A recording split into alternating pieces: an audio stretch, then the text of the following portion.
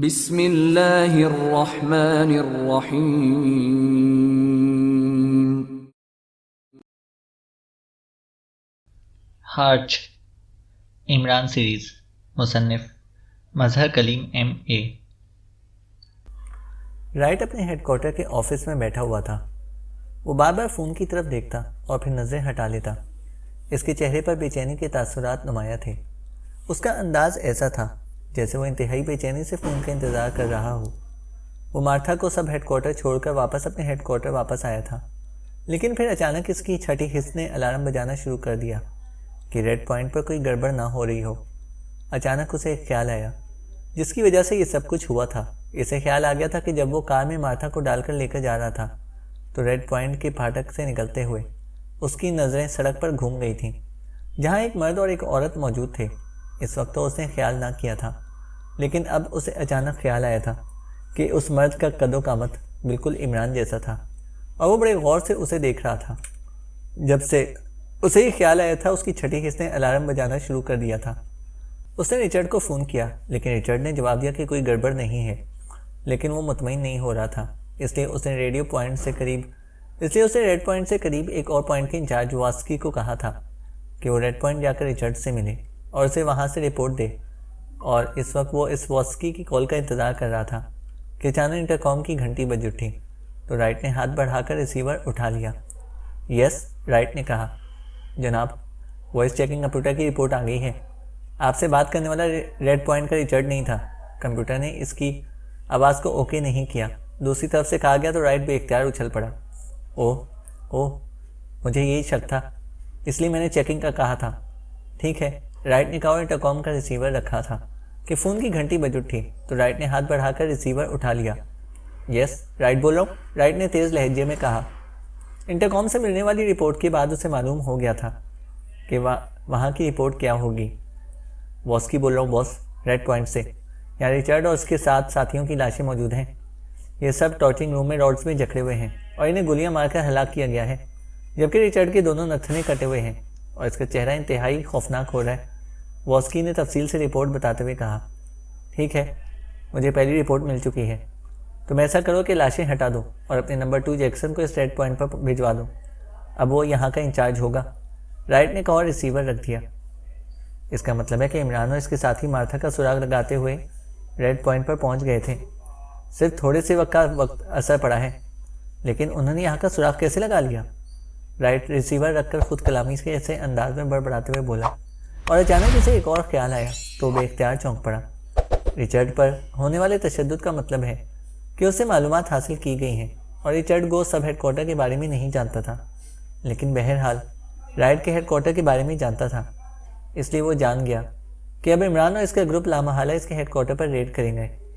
इसने इंटरकॉम का रिसीवर उठाया और यके बाद दीगरे 2 बटन प्रेस कर दिए। यस सर, दूसरी तरफ से इसके हेडक्वार्टर इंचार्ज की आवाज़ सुनाई दी। रोजिम, हेडक्वार्टर को रेड अलर्ट कर दो। किसी भी लम्हे पाकिस्तानी एजेंट यहाँ पर हमला कर सकते हैं, राइट ने कहा। Yes sir. मज़ीद क्या हुक्म है? दूसरी तरफ से कहा गया। अगर वो स्क्रीन पर आ जाएं तो इन्हें हर सूरत में हिट होना चाहिए, लेकिन ये सुन लो कि इनका लाशें भी यहाँ हेडक्वार्टर में दाखिल नहीं होनी चाहिए। इनकी लाशों को ज़ीरो हाउस पहुँचा देना। और सुनो, अब सेकंड हेडक्वार्टर में रहूँगा और तुमने फ़ोन पर मुझसे रब्ता कायम करना है, राइट ने कहा। Yes boss. दूसरी तरफ से कहा गया तो राइट ने रिसीवर रखा और उठकर खड़ा हो गया।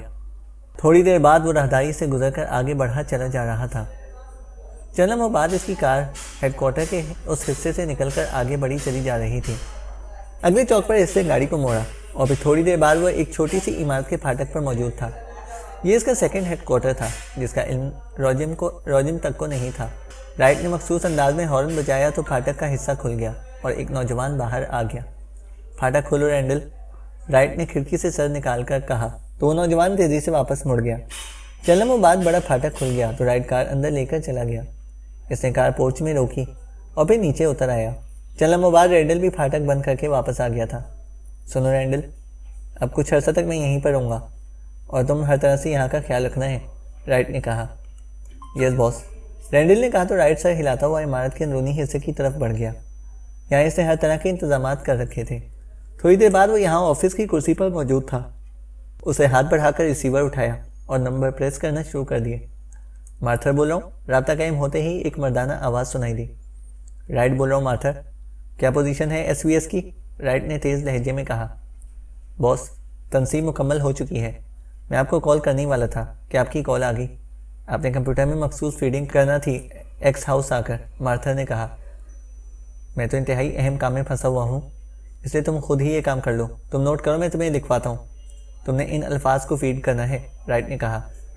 यस बॉस, नोट कराएं, दूसरी तरफ से मार्थर ने कहा। एक लफ्ज़ इमरान, दूसरा लफ्ज़ नोट करो, प्रिंस ऑफ ढम्प, राइट ने कहा। यस बॉस, नोट कर लिए हैं, मार्थर ने जवाब दिया। एसवीएस के कंप्यूटर में दुनिया के तमाम ममालिक की ज़बान के कुछ ना कुछ अल्फाज फीड होते हैं। तुम चेक करके बताओ कि पाकिस्तानी ज़बान के अल्फाज भी इसमें हैं या नहीं, राइट ने कहा। यस बॉस, होल्ड करें, मैं चेक करता हूँ, मार्थर ने जवाब दिया। और फिर रिसीवर एक तरफ रखे जाने की आवाज़ सुनाई दी। राइट होल्ड भेजकर खामोश हो गया। हेलो सर, थोड़ी देर बाद मार्थर की आवाज़ सुनाई दी। क्या मालूम हुआ? राइट ने कहा। यस बॉस, कंप्यूटर में पाकिस्तानी ज़बान के 10 फ़िक्रे मौजूद हैं, मार्थर ने जवाब दिया। वेरी गुड, अब जो अल्फाज मैंने बताए हैं इन्हें भी फीड कर दो इन फ़िक्रों के साथ, और इसके बाद मोन्स को मुसलसल चेक करो। जैसे इन लोगों की ट्रेसिंग हो, तुमने फौरी तौर पर मुझे कॉल करना है। मेरा नया नंबर नोट करो, राइट ने कहा, और इसके साथ ही इसने सेकंड हेडक्वार्टर का फ़ोन नंबर बता दिया। यस बॉस, निस्फ घंटे के बाद ये फीडिंग मुकम्मल हो जाएगी, उसके बाद हम चेकिंग शुरू करेंगे, मार्थर ने जवाब दिया। ओके, राइट ने इत्मीनान भरे अंदाज में कहा, और फिर रिसीवर रखकर वो उठा और इसे अलमारी में से शराब की एक बोतल उठाई और उसे लाकर मेज़ पर रखा, और फिर रिमोट कंट्रोल उठाकर इसने टीवी को ऑन करके इस पर अपना पसंदीदा चैनल लगाया, और फिर शराब पीने और टीवी देखने में मसरूफ़ हो गया, क्योंकि अब इसके पास इसके सिवा और कोई काम ही ना था। फिर न जाने कितना वक्त गुजर गया कि अचानक फ़ोन की घंटी बज उठी, तो उसने चौंक कर रिमोट कंट्रोल से टीवी ऑफ किया और हाथ बढ़ाकर रिसीवर उठा लिया। यस, राइट बोल रहा हूँ, राइट ने कहा। मार्थर बोल रहा हूँ बॉस, दूसरी तरफ से मार्थर की पुरजोश आवाज़ सुनाई दी, तो राइट एक झटके से सीधा होकर बैठ गया। ओह, क्या हुआ? क्या पता लग गया उनका? राइट ने कहा। यस बॉस, एसवीएस ने चंद ही मिनट बाद क्वेश्चन देना शुरू कर दिया है, और ये क्वेश्चन वारोक कॉलोनी की कोठी नंबर 82 से मुसलसल मिल रहा है, मार्थर ने कहा। ठीक है, चेक करते रहो, राइट ने कहा, और कैडल दबा दिया, और फिर टोन आने पर इसने तेज़ी से नंबर प्रेस करना शुरू कर दिए। ड्यूक बोल रहा हूँ, राब्ता कायम होते ही एक मर्दाना आवाज़ सुनाई दी। राइट बोल रहा हूँ ड्यूक, राइट ने तेज़ लहजे में कहा। यस बॉस, हुक्म, दूसरी तरफ से कहा गया। तुम्हारा ग्रुप मौजूद है, राइट ने कहा। यस बॉस, मौजूद है, ड्यूक ने कहा। वारोक कॉलोनी की कोठी नंबर 82 में पाकिस्तानी एजेंट मौजूद हैं। ग्रुप को लेकर वहाँ पर जाओ, और वहाँ कोठी के अंदर S3 गैस को खासी मिकदार में फायर करके अंदर जाओ, और वहाँ मौजूद अफराद को उठाकर अपने पॉइंट पर लेकर जाओ, और फिर मुझे कॉल करो। मेरा फ़ोन नंबर नोट करो, राइट ने कहा, और इसके साथ ही इसने अपना हेडक्वार्टर का फ़ोन नंबर बता दिया। यस बॉस, दूसरी तरफ से कहा गया। इंतहाई एहतियात करना, हो सकता है कि उन्होंने इस कोठी की निगरानी का कोई बंदोबस्त कर रखा हो। ये इंतहाई ख़तरनाक तरीन एजेंट्स हैं, राइट ने कहा। यस बॉस, आप बेफिक्र रहें, दूसरी तरफ से कहा गया, और राइट ने ओके कहकर रिसीवर रख दिया। फिर तकरीबन 1 घंटे बाद फ़ोन की घंटी बज उठी, तो उसने रिसीवर उठा लिया। यस, राइट बोल रहा हूँ, राइट ने तेज़ लहजे में कहा। मार्थर बोल रहा हूँ बॉस, एसवीएस क्वेश्चन अचानक बंद हो गए, दूसरी तरफ से कहा गया। ठीक है, उन्हें बेहोश कर दिया गया है, इसलिए ना वो बात कर रहे होंगे और ना ही क्वेश्चन मिल रहा होगा, राइट ने कहा। तो क्या अब चेकिंग बंद कर दी जाए? मार्थर ने पूछा। हाँ, अब चेकिंग का क्या फ़ायदा, अब तो उन्होंने हलाक ही होना है, राइट ने कहा, और रिसीवर रख दिया। कुछ देर बाद घंटी की एक बार फिर बज उठी, तो राइट ने रिसीवर उठा लिया। यस, राइट बोल रहा हूँ, राइट ने कहा। ड्यूक बोल रहा हूँ बॉस, आपके हुक्म की तामील हो चुकी है, दूसरी तरफ से कहा गया। ओके, मैं आ रहा हूँ, राइट ने मुसरत भरे लहजे में कहा, और रिसीवर रखकर वो उठ खड़ा हुआ। अब उसने फैसला कर लिया था कि अब अपने सामने वो इमरान और इसके साथियों का खात्मा करने के बाद ही वापस लौटेगा। इमरान के जहन में धमाके हुए, और इन धमाकों की वजह से इसकी तारीख जहन में रोशनी फैलना शुरू हो गई, और थोड़ी देर बाद इमरान की आंखें खुली, तो लाशौरी तौर पर इमरान ने उठने की कोशिश की, लेकिन वो सिर्फ कसमसा कर रह गया। उसने हैरत भरे अंदाज में इधर उधर देखा, और बेइख्तियार इसने के होंठ भींच गए, क्योंकि वो इस वक्त एक बड़े हॉल नुमा कमरे में रॉड्स में जकड़ा हुआ एक कुर्सी पर मौजूद था। उसके सारे साथी भी इसकी तरह ही रॉड्स में जकड़े हुए मौजूद थे, जबकि सामने कुर्सी पर राइट बड़े फातहाना अंदाज में बैठा हुआ था। उसके पीछे 2 मशीन गन बरदार खड़े थे, जबकि एक आदमी कतार के सबसे आखिर में मौजूद सफदर के बाजू में इंजेक्शन लगा रहा था। मशीन गन इसके कांधों से लटकी हुई थी। तुम्हें होश आ गया इमरान? राइट ने इमरान से मुखातिब होकर कहा। इमरान? कौन इमरान? मेरा नाम तो माइकल है, इमरान ने कहा तो राइट एक बार फिर हंस पड़ा। एक बार तुम इसी अंदाज में मुझे अहमद बना चुके हो और बेचारी बाकारी, तुम्हारे इस अंदाज की वजह से मौत की घाट उतर गई है। दूसरी बार ऐसा नहीं हो सकता। तुमने शायद गौर से अपने साथियों को नहीं देखा, ये सब अपने असल चेहरों में है। राइट ने कहा तो इमरान ने चौंक कर एक बार फिर अपने साथियों को देखा और इसके साथ ही इसने बेख्तियार एक तवील सांस लिया। इसके सारे साथी वाकई अपने असल चेहरों में थे।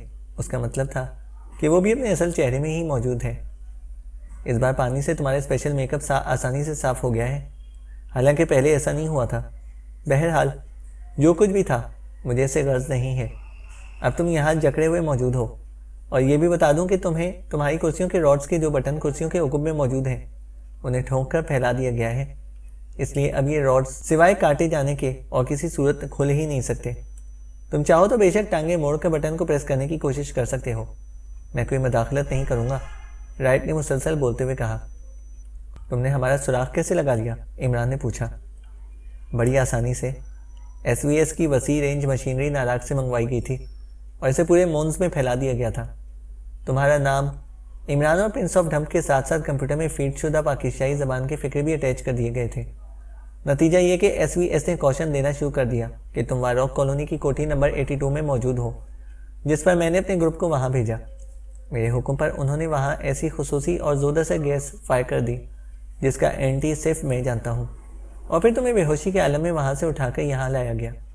और फिर मैंने पहले इन कुर्सियों को एडजस्ट किया और फिर तुम्हें होश में लाया गया, राइट ने मज़ीद तफसील बताते हुए कहा। क्या ये SVS अभी तक काम कर रही है? इमरान ने कहा।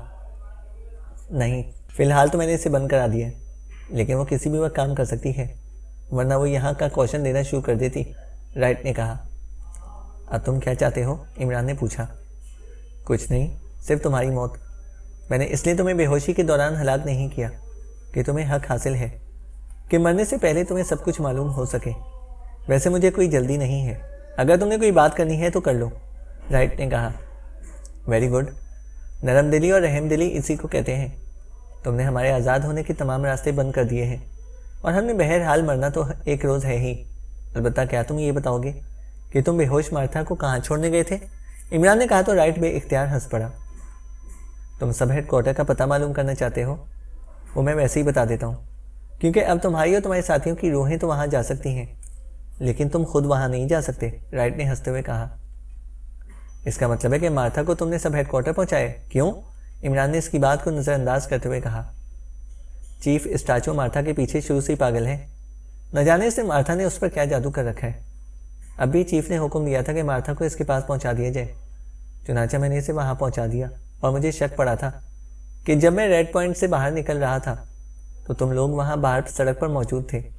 अलबत्ता ये बात बहुत देर बाद मेरे शऊर में उजागर हुई, लेकिन इस वक्त तक तुम रेड पॉइंट पर रिचर्ड और इसके साथियों को हलाक करके जा चुके थे, राइट ने जवाब देते हुए कहा। ठीक है, तुम सब हेडक्वार्टर के बारे में बता रहे थे, इमरान ने मुस्कुराते हुए कहा। क्या करोगे पूछकर, राइट ने मुस्कुराते हुए कहा। अपनी खलिश मिटाना चाहता हूँ, और क्या कर सकता हूँ, इमरान ने कहा तो राइट बेइख्तियार हंस पड़ा। सब हेडक्वार्टर स्टार टाउन में है, ऊपर क्लब है, वसागर क्लब, नीचे तहखानों में सब हेडक्वार्टर है, राइट ने जवाब दिया। क्या इसका रास्ता क्लब से है या अलहदा है? इमरान ने पूछा। अलहदा भी है और क्लब से भी है, लेकिन अब ये दोनों रास्ते बंद हैं और सिर्फ चीफ स्टाचो के हुक्म पर खोले और बंद किए जाते हैं, राइट ने कहा। चीफ स्टाचो से कैसे रब्ता होता है? इमरान ने पूछा। क्लब का मैनेजर हेनरी फ़ोन पर बात करता है, इसके पास स्पेशल लाइनिंग है, वैसे स्पेशल ट्रांसमीटर पर बराह रास्त बात भी हो सकती है, राइट ने जवाब दिया। तुमने सारी उम्र तो सरकारी एजेंसी में गुजारी है, अब अपना बुढ़ापा क्यों ख़राब करते फिर रहे हो? दहशतगर्द तंजीम में शामिल होकर, इमरान ने कहा तो राइट एक बार फिर हंस पड़ा। ये मेरा ज़ाती मामला है, इसे छोड़ो और अब ये बताओ कि क्या तुम्हें हलाक कर दिया जाए या कुछ देर और इंतज़ार किया जाए, राइट ने कहा। क्या हमें हलाक करना तुम्हारे बस में है? इमरान ने मुस्कुराते हुए कहा। हाँ, इस वक्त मेरे बस में है, राइट ने कहा और इसके साथ ही इसने जेब से मशीन पिस्टल निकाल लिया। ओके, अब आखिरी फरमाइश, इसके बाद तो तमाम फरमाइशें बंद, इमरान ने इसी तरह मुस्कुराते हुए कहा। वो क्या? राइट ने चौंक कर पूछा। सिर्फ 10 मिनट हमें अकेला छोड़ दो, अपने साथियों को भी साथ ले जाओ ताकि हम इस तन्हाई में इत्मीनान और सुकून से दुआ मांग सकें। इमरान ने कहा तो राइट बेइख्तियार हंस पड़ा। 10 मिनट नहीं, निस्फ घंटा ले लो, तुम या तुम्हारे साथी इस रॉड से आज़ाद नहीं हो सकते, राइट ने उठते हुए कहा। और फिर इसने वहाँ मौजूद तीनों मशीन गन बरदारों को भी बाहर जाने का इशारा किया और ख़ुद भी तेज़ तेज़ कदम उठाता कमरे से बाहर चला गया। इमरान साहब, राइट क्यों इस कदर ढील दे रहे हैं? सफदर ने राइट के जाते ही कहा। वही एहसास तफाखुर कि हम बेबस हैं और वो जब चाहे जो चाहे कर सकता है, इमरान ने कहा। तो अब इन रॉड से छुटकारा कैसे होगा? इस बार तनवीर ने कहा। सोलिया अगर चाहे तो हम रॉड से आज़ाद हो सकते हैं, इसलिए मैंने राइट और इसके साथियों को बाहर भिजवाया है, इमरान ने मुस्कुराते हुए कहा। मैं? वो कैसे? मैंने तो अपने तौर पर बेहद कोशिश की है, लेकिन रॉड्स बेहद तंग है, सोलिया ने चौंक कर जवाब देते हुए कहा। तुम्हारी कुर्सी सबसे आखिर में है, इसके बाद कुछ फासले पर मौजूद दीवार है। कुर्सी के पाए फर्श में गड़े हुए नहीं हैं, तुम उछल उछल कर इसका रुख मोड़ सकती हो। जैसे ही तुम्हारी कुर्सी रुख दीवार की तरफ होगा, इसकी पुष्ट तुम्हारे साथ बैठी हुई जूलिया की तरफ हो जाएगी और इस तरह वो बटन जिसे प्रेस कर दिया गया है जूलिया को नज़र आना शुरू हो जाएगा। जूलिया इस बटन पर जूती की टो से ज़ब लगाने की बजाय ऊपर नीचे दाएं बाएं ज़ब लगाएगी और इस तरह कुर्सी खुल जाएगी, इमरान ने कहा। वो कैसे इमरान साहब? इनके किनारे तो चोट खाकर और भी ज़्यादा दब गए होंगे, सफदर ने हैरत भरे लहजे में कहा। जल्दी करो, राइट किसी भी लम्हे वापस आ सकता है, इमरान ने तेज़ तेज़ लहजे में कहा तो सोलिया ने पैरों को फर्श पर रखकर अपने जिस्म को ऊपर की तरफ उछाला तो कुर्सी कुछ ऊपर को उड़कर वापस फर्श पर गिरी तो इसका रुख किसी हद तक बदल गया था। चंद लम्हों के बाद सोलिया ने 2-3 बार उठकर इसी अंदाज में कोशिश की तो कुर्सी का रुख बाकायदा तौर पर बदल गया और इसके साथ ही जूलिया ने एक पैर से जूती की टो इसके बटन के चारों तरफ ज़ोर ज़ोर से मारना शुरू कर दी, लेकिन रॉड्स ना खुले। अलबत्ता इसी लम्हे दरवाज़ा एक धमाके से खुला और राइट तेज़ी से अंदर दाखिल हुआ। दूसरे लम्हे वो बेख्तियार ठिठक कर रुक गया। ओह, तो तुम रॉड से निजात हासिल करने की कोशिश कर रहे थे? नॉनसेंस। हालांकि मैंने बताया था कि ऐसा मुमकिन नहीं रहा और अब तुम्हें मज़ीद मोहलत नहीं दी जा सकती, राइट ने बिगड़े हुए लहजे में कहा।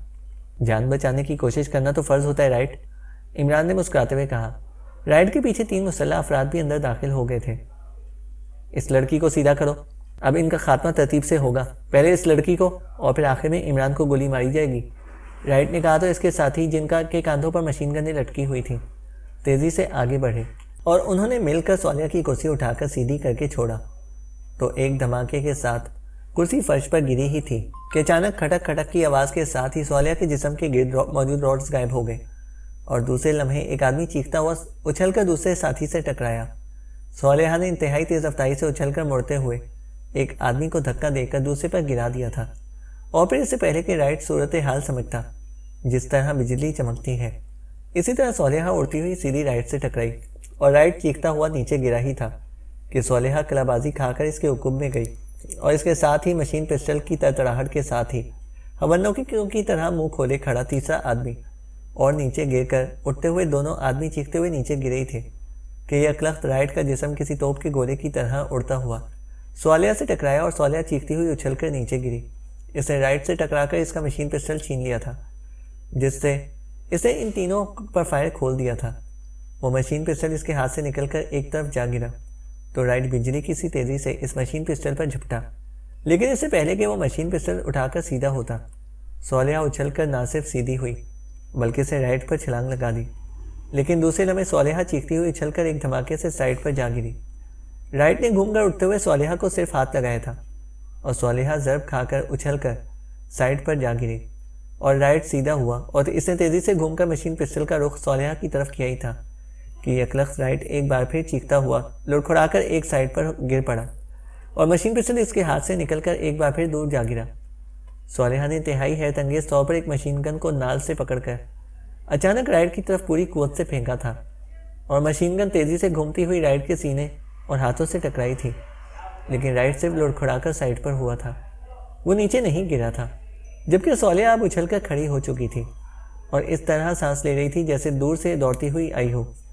राइट चंद लम्हों तक बड़ी कीनतोज़ नज़रों से सोलिया को देखता रहा और फिर इसने यकलख्त इस पर छलांग लगा दी। सोलेहा बिजली की सी तेज़ी से साइड पर हटी, लेकिन राइट ब्लैक एजेंसी का इंतहाई तरबियत याफ्ता एजेंट था। इसका जिस्म फिजा में घूम गया और दूसरे लम्हे कमरा सोलेहा के हलक से निकलने वाली इंतहाई करबनाक चीख से गूंज उठा।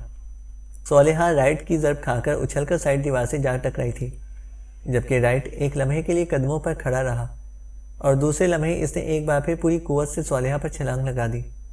वो शायद अब सोलेहा का खात्मा करने पर तुल गया था, लेकिन दूसरे लम्हे कमरा राइट के हलक से निकलने वाली चीख से गूंज उठा, क्योंकि सोलेहा जो दीवार से टकराकर नीचे गिरी थी तेज़ी से करवट बदलकर साइड पर हुई और राइट को बड़ी मुश्किल से अपने आप को संभालने और इसने अपना सर दीवार से टकराने से बचाने के लिए दोनों हाथ सामने दीवार पर रखे ही थे कि यकलक सोलेहा तड़पी और इसके साथ ही इसका पूरा जिस्म पूरी कुव्वत से राइट की पुश्त से टकराया और राइट दोनों हाथ दीवार पर रखकर अपने आप को संभालने में मसरूफ़ था।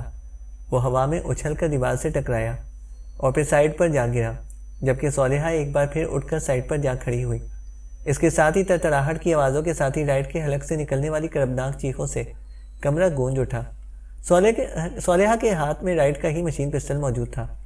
मशीन पिस्टल से निकलने वाली गोलियां तो तवातर से राइट के जिस्म में उतरती चली जा रही थीं। चंद लम्हों बाद ही राइट का जिस्म साकित हो चुका था। इसका जिस्म शहद की मक्खियों के छत्ते में तब्दील हो गया था। अरे अरे रुक जाओ, कुछ गोलियां बचा लो हमारे लिए भी। अचानक इमरान ने कहा तो सोलेहा की उंगली ट्रैगर से हट गई और वो बेख्तियार लंबे लंबे सांस लेने लगी। वेल डन सोलेहा, आज तुमने पाकिस्तान सीक्रेट सर्विस में शामिल होने का हक अदा कर दिया है, वरना राइट जैसे इंतहाई तरबियत याफ्ता एजेंट इस अंदाज में लड़ना और फिर इसे हलाक करना मेरे लिए भी खासा मुश्किल हो जाता। इमरान ने कहा तो सोलेहा का चेहरा यकलख जगमगा सा उठा। अब हम कैसे आज़ाद होंगे? जूलिया ने कहा। इसलिए तो मैंने कहा था कि कुछ गोलियां हमारे लिए बचा लो। सोलेहा, तुम्हारे कुर्सी के हुक्म में जाकर बटन प्रेस करो, इस तरह रॉड्स खुल जाएंगे। इमरान ने कहा तो सोलेहा सर हिलाती हुई पहले इमरान की कुर्सी के हुक्म में पहुंची और इसने फायर खोल दिया। फायर के साथ ही खटक खटक की आवाज़ों के साथ इमरान की कुर्सी के रॉड्स खुल गए और फिर सोलेहा ने इसी तरह बाकी सब साथियों को भी रॉड्स की गिरफ्त से आज़ाद करा दिया।